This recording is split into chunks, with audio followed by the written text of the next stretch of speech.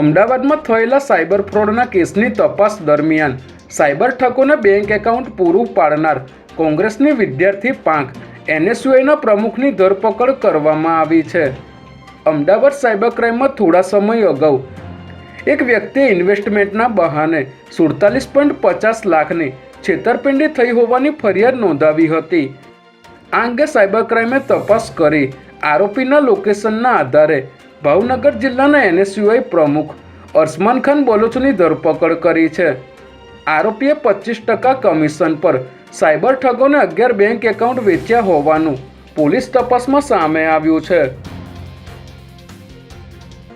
Ahmedabad airport પર દુબઈથી આવેલી મહિલા મુસાફર પાસેથી દાણચોરીથી લવાયેલા 30 આઈફોન મળી આવ્યા હતા।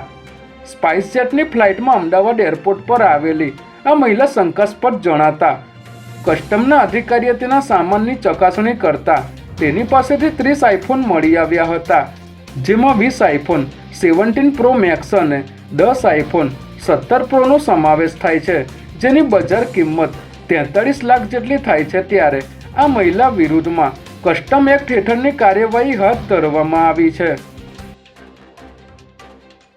ભારતના 12 રાજ્યોમાં હાલ ચાલી રહેલી એસઆઈઆરની પ્રક્રિયાને વધુ 7 દિવસ લંબાવવાનો નિર્ણય લેવામાં આવ્યો છે, જેથી હવે ફોર્મ ભરવાની પ્રક્રિયા 11મી ડિસેમ્બર સુધી ચાલશે અને 16મી ડિસેમ્બરે મતદારોની ડ્રાફ્ટ યાદી જાહેર કરવામાં આવશે।